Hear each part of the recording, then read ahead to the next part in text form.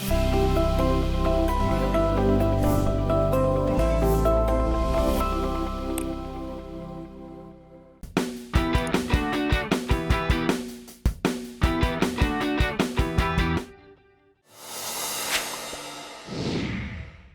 IAS के audio article programme में एक बार फिर से आपका स्वागत है। मेरा नाम है सपना कुशवाहा। आज का हमारा आर्टिकल डीडी न्यूज से प्रकाशित खबर India nears naxalism free goal as most affected district drop to 6 home minister Amit Shah के सारांश पर आधारित है। इसमें टीम दृष्टि के इनपुट्स भी शामिल है। यह आर्टिकल सामान्य अध्ययन प्रश्न पत्र 3 के आंतरिक सुरक्षा खंड से जुड़ा है। तो चलिए आर्टिकल की शुरुआत करते हैं। हर देश की अपनी अपनी आंतरिक समस्याएं होती हैं। भारत भी इनसे अछूता नहीं है। नक्सलवाद, जातिवाद, भ्रष्टाचार जैसी समस्याएं भारतीय समाज से मौलिक रूप से जुड़ी हुई हैं। ये सभी समस्याएं देश की आंतरिक व्यवस्था को प्रभावित करती हैं। समाज के पूर्ण विकास में ये अड़चनें दीवार बनकर खड़ी रहती हैं। लेकिन भारत सरकार इन समस्याओं को दूर करने के लिए प्रयासरत है। हाल ही में सहकारिता मंत्री अमित शाह ने घोषणा की कि वामपंथी उग्रवाद या नक्सलवाद से सर्वाधिक प्रभावित जिलों की संख्या 12 से घटकर 6 हो गई है। इन 6 जिलों में छत्तीसगढ़ के 4 और झारखंड व महाराष्ट्र के एक जिले शामिल हैं। बता दें कि भारत सरकार ने मार्च 2026 तक नक्सलवाद मुक्त भारत करने का लक्ष्य तय किया है। यह कमी नक्सलवाद से निपटने और प्रभावित क्षेत्रों में विकास को बढ़ावा देने पर सरकार के निरंतर फोकस को दर्शाती है। इस ऑडियो आर्टिकल में भारत में नक्सलवाद की उत्पत्ति, उसके कारण और नक्सलवाद को समाप्त करने के लिए सरकार के प्रयासों पर विस्तार से चर्चा की गई है। सबसे पहले जानते हैं कि नक्सलवाद क्या है। नक्सलवाद शब्द की उत्पत्ति पश्चिम बंगाल के नक्सलबाड़ी गांव से हुई थी। शुरुआत में यह सत्ता के खिलाफ एक सशस्त्र आंदोलन था। भारतीय कम्युनिस्ट पार्टी के नेता चारू माजुमदार और कानू सान्याल ने 1967 में इस आंदोलन की शुरुआत की थी। लेकिन धीरे धीरे यह आंदोलन एक जटिल उग्रवाद के रूप में विकसित हो गया, जिसने भारत के कई राज्यों को प्रभावित किया। सामाजिक जागृति के लिए आरंभित इस आंदोलन पर कुछ वर्षों पश्चात राजनीति का वर्चस्व बढ़ने लगा और आंदोलन शीघ्र ही अपने मुद्दों और मार्गों से भटक गया। जब यह आंदोलन फैलता हुआ बिहार पहुंचा, तब यह अपने मुद्दों से पूर्णतः भटक चुका था। अब यह लड़ाई भूमि की लड़ाई न रहकर जातीय वर्ग की लड़ाई बन चुकी थी और यहाँ से प्रारंभ होता है उच्च वर्ग और मध्यम वर्ग के बीच का उग्र संघर्ष, जिसे नक्सल आंदोलन ने देश में नया रूप धारण किया। आज कई नक्सली संगठन वैधानिक रूप से स्वीकृत राजनीतिक पार्टी बन गए हैं और संसदीय चुनाव में भाग भी लेते हैं, परंतु बहुत से संगठन अब भी छद्म लड़ाई में लगे हुए हैं। नक्सलवाद के विचारधारात्मक विचलन की सबसे बड़ी मार आंध्र प्रदेश, छत्तीसगढ़, उड़ीसा, झारखंड और बिहार को झेलनी पड़ रही है। गौरतलब है कि माजुमदार चीन के कम्युनिस्ट नेता माओ त्से-तुंग के बड़े प्रशंसक थे। इसी कारण नक्सलवाद को माओवाद भी कहा जाता है। नक्सलवाद माओवादी विचारधारा से प्रेरित वामपंथी उग्रवाद का एक रूप है, जो सशस्त्र विद्रोह के माध्यम से राज्य को उखाड़ फेंकने का प्रयास करता है। उल्लेखनीय है कि नक्सल आंदोलन लाल गलियारे में सबसे अधिक सक्रिय है, जो छत्तीसगढ़, झारखंड, ओडिशा, महाराष्ट्र और बिहार सहित कई भारतीय राज्यों में फैला हुआ है। बता दें कि आमतौर पर नक्सलवादी समूह में शामिल लोग हिंसा के लिए गुरिल्ला युद्ध की पद्धति अपनाते हैं। बता दें कि भारतीय कम्युनिस्ट पार्टी भारत का सबसे बड़ा और सबसे हिंसक माओवादी समूह है। इसका गठन 2 प्रमुख माओवादी गुटों सीपीआई मार्क्सवादी लेनिनवादी पीपुल्स वार और माओवादी कम्युनिस्ट सेंटर ऑफ इंडिया के विलय से हुआ था। हालांकि सीपीआई माओवादी और उसके संगठनों को यूपीए 1967 के तहत प्रतिबंधित कर दिया गया था। लेकिन सवाल है कि नक्सलवाद का कारण क्या है। भारत में नक्सलवाद के प्रसार के कई कारण हैं। सामाजिक विषमता ही वर्ग संघर्ष की जननी है। आजादी के बाद भी इस विषमता में कोई कमी नहीं आई। नक्सलियों के लिए यह एक बड़ा मानसिक हथियार है। नक्सलवाद का विस्तार ज्यादातर उन्हीं क्षेत्रों में हुआ जहां विकास की गति धीमी रही है या जो क्षेत्र आर्थिक सामाजिक रूप से पिछड़े हुए रहे हैं। गौरतलब है कि भूमिहीनता और शोषण नक्सलवाद का सबसे प्रमुख कारण है। असमान भूमि वितरण और जमींदारों, साहूकारों और बिचौलियों द्वारा शोषणकारी प्रथाओं के कारण ग्रामीण और आदिवासी क्षेत्रों में असंतोष बढ़ा और नक्सलवाद को बढ़ावा मिला। इसके अलावा गरीबी और अविकसितता भी लोगों को उग्र बनाने में प्रमुख भूमिका निभाती है।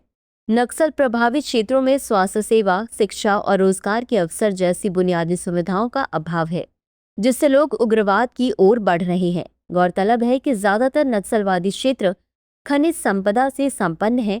औद्योगिक और खनन परियोजनाओं के कारण स्थानीय जनजातियों को विस्थापन की समस्या का सामना करना पड़ता है। उचित पुनर्वास के बिना औद्योगिक और खनन परियोजनाओं के कारण विस्थापन से राज्य के प्रति गुस्सा और अविश्वास पैदा होता है, जिसके कारण कई लोग नक्सलवादी आंदोलनों में शामिल हो जाते हैं।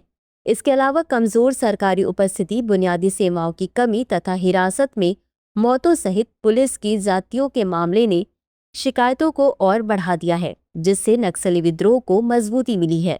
आइए अब जानते हैं कि नक्सलवाद को खत्म करने के लिए भारत सरकार की रणनीति क्या है।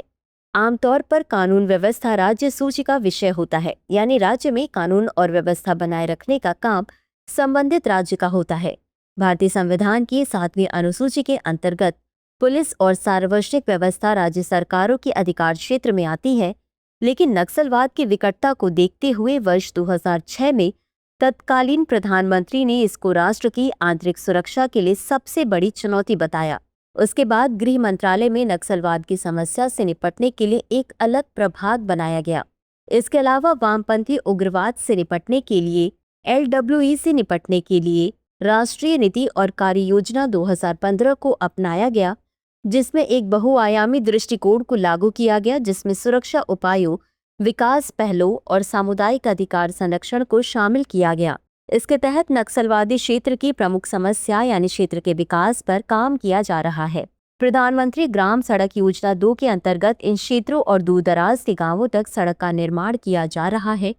वामपंथी उग्रवाद प्रभावित क्षेत्रों के लिए सड़क संपर्क परियोजना दूरदराज के क्षेत्रों तक पहुंच में सुधार लाने और सुरक्षा कार्यों को सुविधाजनक बनाने के लिए सड़क संपर्क को बढ़ाती है। सरकार वामपंथी चरमपंथ से प्रभावित क्षेत्रों में बुनियादी ढांचे, कौशल विकास, शिक्षा, ऊर्जा, रोजगार और डिजिटल कनेक्टिविटी के विस्तार पर काम कर रही है। उल्लेखनीय है कि रोशनी योजना वामपंथी उग्रवाद प्रभावित जिलों में ग्रामीण युवाओं के लिए प्रशिक्षण और रोजगार के अवसरों पर केंद्रित है। साथ ही वामपंथी उग्रवाद प्रभावित जिलों में रोजगार के अवसर बढ़ाने के लिए औद्योगिक प्रशिक्षण संस्थान और कौशल विकास केंद्र भी स्थापित किए गए हैं।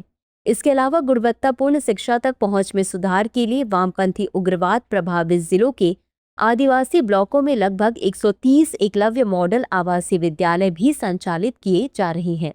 साथ ही इन क्षेत्रों में डिजिटल कनेक्टिविटी बढ़ाने के लिए सार्वभौमिक सेवा दायित्व निधि योजना के अंतर्गत वामपंथी मोबाइल टावर लगाए जा रहे हैं।